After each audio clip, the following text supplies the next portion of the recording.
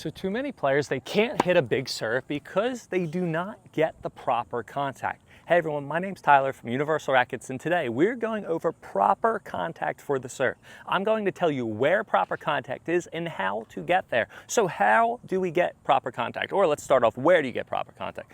You want to make sure that your contact is out and in front to the right if you're a right-handed player. If you're a left-handed player, you want to make sure your contact is out in front and to the left. I want you to think that 12 o'clock is right above your head, 6 o'clock is down here.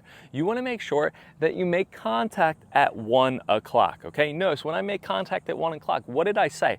Out and in front to the right. So it's not just to the right, it is out and in front to the right. Why do you want it to be in front? Because you are going forward with your serve. Too many players, what they do, and you might do this, you might make contact in the proper, you might have your toss in the proper position, but you're making contact way too far behind your body. You're making contact all the way back here, or you're making contact all the way in front. You need to make sure, again, you make contact out in front and to the right of your body. Now, how do we ensure that we get proper contact? Well, number one, you can hold your racket there, have another racket or target, and when you toss and you have your contact, you want to make your contact right around here. Now, if I stop at my contact and I draw a line all the way down, notice it'll touch my racket, okay? So again, if I stop at contact and then I draw a line all the way down, that's going to be exactly where I want to make it. Now, the next thing, when I do this, I want to make sure that my arm is fully extended every single time.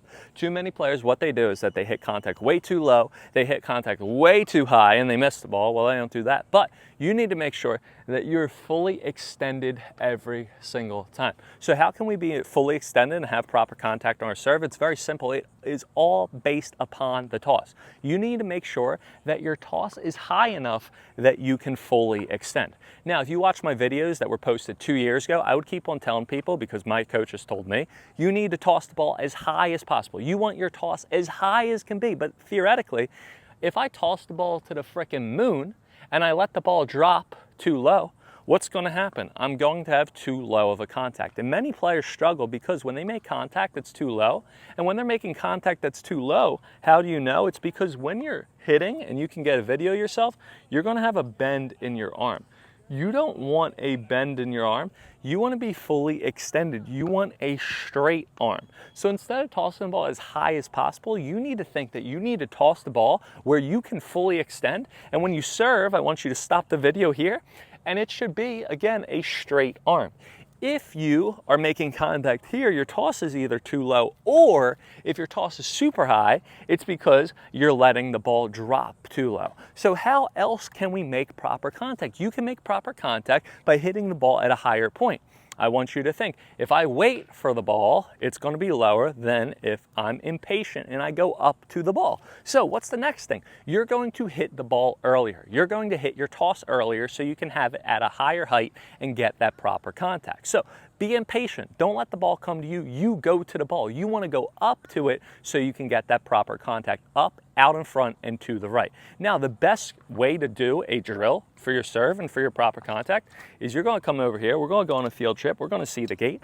And all you're going to do is you're going to toss, and you're going to freeze exactly where you want to make contact. There's 12 o'clock's here, 1 o'clock's here, and you're going to toss, and you're going to freeze at where you want to make contact. Let's see if I can get in the screen. I'm not sure if you guys can see me. Notice when I do this, I'm not super close to net because I'm making too close to my body, right? I'm a couple feet behind, maybe 1 or 2 feet behind, and I'm freezing my racket on the gate so I can teach myself that exact proper contact. I would recommend do 5 of those. Then you're going to go back out and you're going to work on your serve. After you do the gate, you're going to have that muscle memory, that feel, and you're going to reinforce that proper contact. So out in front, to the right, making sure I'm going to the ball, not letting it come to me, and I will be able to hit a very good serve and get that proper contact. Guys, contact makes or breaks your serve. You have the tools now to do it. Make sure you share it with a friend, subscribe to me, check the link in my description for Instantly Improve My Serve ebook. Have a good one, happy hitting,